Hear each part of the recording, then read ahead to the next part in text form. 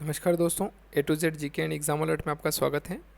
मैं हूं आईएएस राठौड़ और आज हम देख रहे हैं आरएससीआईटी की जो आज एग्ज़ाम हुई है, यानी कि 8 अक्टूबर को 2023 की आज जो पेपर है उसका पूरा विश्लेषण यानी उसके जो सॉल्यूशन है उसके बारे में आज जानकारी लेंगे। तो यदि आज आपने इसकी एग्ज़ाम दी है तो आप अपना पेपर इससे मैच कर सकते हैं। और दूसरा, यदि आपके अगला एग्ज़ाम है, एक और एग्ज़ाम बाकी है अभी इसका कुछ ज़िलों में, तो यदि आपको अगला पेपर देना है तो भी आप इसका पूरा वीडियो देख के और अपना जो अगला पेपर है उसकी तैयारी कर सकते हैं। तो चलिए देखते हैं आज का जो पेपर है उसके 35 क्वेश्चन के सॉल्यूशन। देखिए, इस पे यहाँ पर कुछ परीक्षार्थियों के लिए निर्देश वगैरह दे रखे हैं, आप इसको देख सकते हैं। हम आते हैं क्वेश्चन पर डायरेक्ट। पावर पॉइंट 2010 में किस रिबन टेप का उपयोग स्लाइड की पृष्ठभूमि का स्वरूप बदलने के लिए किया जा सकता है? तो इसका जो आंसर है वो है डिज़ाइन।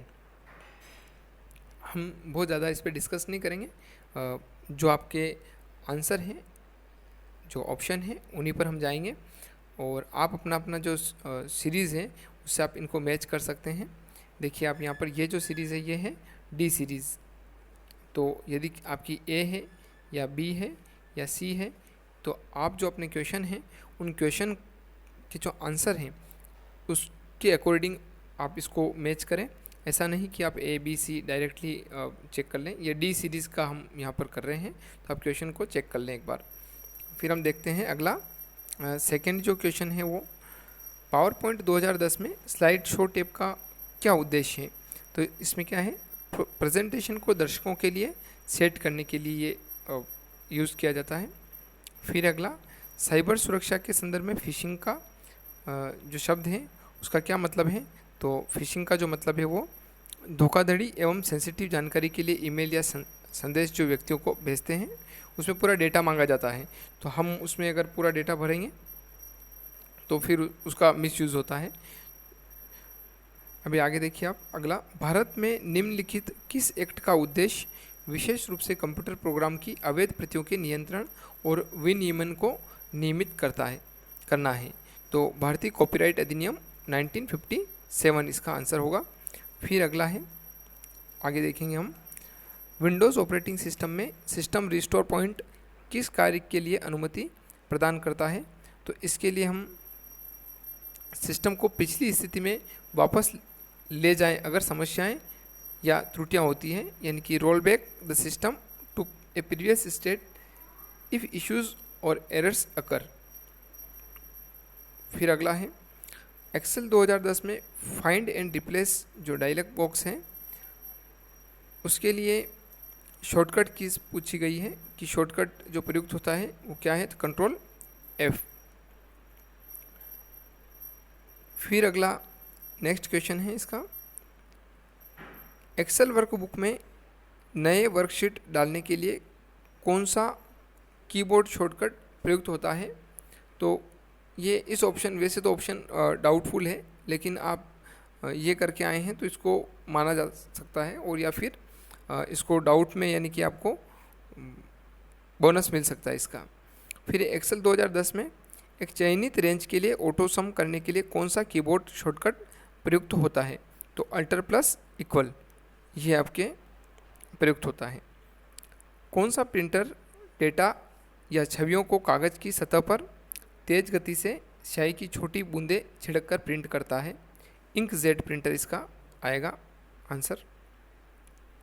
नेक्स्ट में, माइक्रोसॉफ्ट पावर पॉइंट 2010 के एनिमेशन टैब में निम्नलिखित नियंत्रण समूह में है, तो क्या आएगा? एनिमेशन टैब में निम्नलिखित नियंत्रण समूह में है तो प्रीव्यू, एनिमेशन, समय, यानी कि ये सभी आएंगे इसके अंदर। फिर अगला, कौन सा इनपुट डिवाइस नहीं है? कौन सा इनपुट डिवाइस नहीं है? तो जो प्लॉटर है वो आउटपुट डिवाइस है। एक अच्छा सा प्रिंटर होता है ये प्लॉटर। हमारे जो वीडियोस अभी पूरी सीरीज़ नहीं आई है, लेकिन यदि आप नियमित देखते हैं चैनल को तो फर्स्ट और सेकंड चैप्टर के पूरे नोट्स उसमें हैं कम्प्लीटली। आप उनको देखेंगे तो आपको पता चलेगा कि इसमें बहुत सारे क्वेश्चन जो फर्स्ट और सेकंड चैप्टर के वो सारे कवर हुए हैं, लगभग सारे कवर इसमें हो चुके हैं। तो प्लॉटर को आप देख सकते हैं, ये अच्छा सा प्रिंटर होता है। फिर आगे हैं, कौन सा इनपुट आउटपुट डिवाइस के रूप में उपयोगी उपयोग नहीं किया जाता है, सबसे उपयुक्त विकल्प चुनिए। कौन सा इनपुट आउटपुट डिवाइस के रूप में उपयोग नहीं किया जाता है? हाँ, नहीं किया जाता है ये शब्द है, तो फिर नहीं में मॉडेम आएगा, ये देखिएगा। अच्छा, दोनों में किया जाता ये होता तो फिर MFD आता। कौन सा रीड ओनली मेमोरी का प्रकार नहीं है? तो कौन सा नहीं है इसमें? फ्लैश मेमोरी नहीं है। ये भी आप देखेंगे तो ये भी मिल जाएंगे आपको सारे, उसके अंदर आप रोम का प्रोम, ई प्रोम वगैरह सब सारे मिलेंगे आपको। सर्च इंजन की क्या भूमिका है? तो वेब क्रॉलिंग, सूचीकरण, सर्चिंग, ये सभी, यानी कि वो सब काम एक साथ करता है सर्च इंजन। फिर है ईमेल में BCC का पूरा नाम क्या है? तो ब्लाइंड कार्बन कॉपी, CC और BCC, कार्बन कॉपी और ब्लाइंड, ब्लाइंड शब्द लग जाएगा इसके आगे, ब्लाइंड कार्बन कॉपी। रुपए क्या है? तो रुपए क्या है इसमें? देखिए आप, एक प्रकार की मुद्रा, क्रेडिट कार्ड, डेबिट कार्ड का ब्रांड, डिजिटल वॉलेट। तो डेबिट कार्ड यानी कि जो आप ATM का डेबिट कार्ड जो होता है उस पर आपने लिखा हुआ देखा होगा रुपए और वीज़ा, तो वो रुपए ये है। फिर है अगला, कौन सा मोबाइल डिजिटल वॉलेट नहीं है?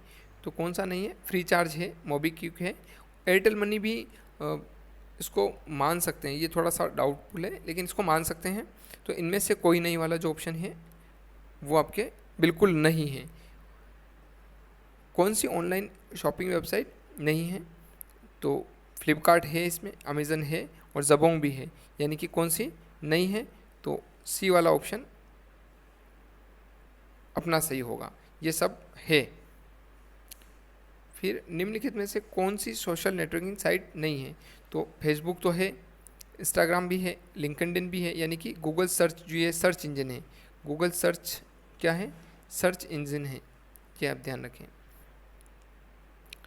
फिर है राजस्थान संपर्क पोर्टल के माध्यम से निम्नलिखित में से कौन सी सेवाएं प्राप्त की जा सकती है? तो सरकारी विभागों में शिकायतों और शिकायतों को पंजीकृत करना, ये है।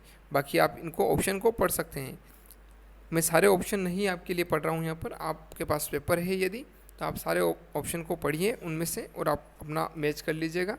यदि आप नेक्स्ट एग्ज़ाम देना चाह रहे हैं तो भी आप इसको पॉज करके रोक करके आप देख सकते हैं ताकि वीडियो लंबा नहीं हो। फिर अगला है आधार नामांकन के दौरान निम्नलिखित में से कौन सा बायोमेट्रिक डेटा जमा किया जाता है? तो आप देखिए, आवाज़ की पहचान कभी आपके नहीं ली होगी आधार में, चेहरे की पहचान है इसमें। फिर है पैन कार्ड के लिए आवेदन करना, तो आवेदन कहाँ पर? NSDL की जो वेबसाइट होती है उस पर आवेदन होगा, NSDL की वेबसाइट होती है, आप इसको गूगल पर सर्च कर सकते हैं। MS वर्ड 2010 में चयनित टेक्स्ट के फ़ॉन्ट स्टाइल और आकार को बदलने के लिए कौन सा मेनू विकल्प है? तो इसमें फ़ॉन्ट का दे रखा है सरल सा, कौन सा? फ़ॉन्ट। फिर है MS वर्ड 2010 में आपके द्वारा संदर्भित की गई पिछली क्रिया को पाने के लिए अब क्या करेंगे? तो अंडू के लिए Ctrl+Z, यहाँ से आप थोड़ा सा वहाँ नहीं देख पाए, इसको यहाँ देखेंगे तो भी आपको मिल जाएगा अंडू। फिर MS वर्ड 2010 में जब आपका दस्तावेज मुद्रित होने पर कैसा दिखेगा, तो उसे देखने के लिए अब देखिए, आप कभी कभी क्या होता है कि थोड़ा सा हिंदी की बजाय आप यहाँ भी देख सकें, तो प्रिंट प्रीव्यू, ये व्यू कई किस चीज़ के लिए व्यू देखेंगे आप? प्रिंटेड, तो प्रिंटेड व्यू देखेंगे तो प्रिंट प्रीव्यू आ जाएगा वहाँ से। MS वर्ड 2010 में कौन सा रिबन टैब विकल्प आपके दस्तावेज में टेबल, चित्र और चार्ट जोड़ने के लिए होता है? तो इंसर्ट, कौन सा आएगा? इंसर्ट। MS वर्ड 2010 में दस्तावेज सहेजने के लिए डिफ़ॉल्ट एक्सटेंशन क्या है? तो .docx करके आएगा। MS वर्ड 2010 में दस्तावेज के पंक्ति की शुरुआत में तेज़ी से जाने के लिए कौन से शॉर्टकट कुंजी उपयोग संयोजन का उपयोग होता है? तो इसके लिए आपके पास होम जो है, आप अगर आपने कहीं जैसे यहाँ पे कर्सर चल रहा है, आप होम HOME लिख रखा, आप स्विच दबाएंगे, बटन दबाएंगे तो आपके वो यहाँ पर आ जाएगा, देखिएगा इसको। फिर है MS वर्ड 2010 में चयनित टेक्स्ट को मध्य में संरेखित करने के लिए कौन सा शॉर्टकट कुंजी संयोजन का उपयोग होता है? तो इसमें Ctrl+E। अब ये जो शॉर्टकट कीज़ हैं इसके लिए भी चैनल पर शॉर्ट्स वीडियो जो हैं वो बना रखे हैं, आप अगर उनको देखते हैं तो ए से लेके जेड तक हम उस पर कर रहे हैं प्रयास। तो आपको वहाँ पे मिलेंगे सारे control A, control B, control C करके। आप अगर उनको देखते हैं तो उसके अंदर आपको मिलेगा कंट्रोल प्लस ई। तो फिर आते हैं एक्सेल 2010 में नंबर्स की एक रेंज में सबसे अधिक वैल्यू को खोजने के लिए कौन सा फंक्शन प्रयुक्त होता है। अब यहाँ देखिए आप अधिक वैल्यू यानी कि आप इधर जाएंगे तो हाईएस्ट शब्द मिलेगा आपको, और हाईएस्ट क्या होगा, हाईएस्ट यानी कि मैक्सिमम। तो कौन सा आंसर आ जाएगा, मैक्सिमम। फिर है एक्सेल 2010 में वी लुकअप फंक्शन क्या करता है। तो ये इसका जो आंसर है उसमें एक सारणी में एक जो सारणी है पहले कॉलम में वैल्यू की खोज करता है और उसी पंक्ति में संबंधित वैल्यू लौटाता है। फिर है एक्सेल 2010 में डेटा मान्यता सुविधा का क्या उद्देश्य है। तो एक्सेल 2010 में डेटा मान्यता सुविधा का क्या उद्देश्य है। तो आप इसमें देखेंगे सेल में एंटर किए जाने वाले डेटा के प्रकार को प्रतिबंधित करने के लिए ये आएगा इसमें। फिर है एक्सेल 2010 में विशिष्ट मानों को पूरा करने वाले एक रेंज में कितने सेल की संख्या को गणना करने के लिए किस फंक्शन का उपयोग किया जाता है। कितनी सेल की संख्या यानी कि इसमें आ जाएगा काउंट इफ। फिर एक्सेल 2010 में एक वर्कशीट की डिफ़ॉल्ट ओरिएंटेशन क्या होगी। तो डिफ़ॉल्ट ओरिएंटेशन होगी पोर्ट्रेट। पावर पॉइंट 2010 में स्लाइडों को प्रथम स्लाइड से शुरू करने के लिए कौन सा कीबोर्ड शॉर्टकट प्रयुक्त होता है। तो F5। तो दोस्तों ये पूरा जो आज 8 अक्टूबर का जो RSCT का पेपर था वो आपके समक्ष है, और 35 जो क्वेश्चन थे उनके आंसर आपको दे दिए गए हैं। तो मैं आशा करता हूँ कि ये वीडियो आपके दोस्तों के काम आएगा। तो आप इसको शेयर करें, चैनल को लाइक करें, सब्सक्राइब करें, और आप इसको अच्छे वे में लें ताकि आपके आगे कोई भी एग्ज़ाम हो तो उन एग्ज़ाम में भी ये क्वेश्चन बैठते हैं तो आपके काम आएंगे। बहुत बहुत धन्यवाद। जय हिंद, जय भारत।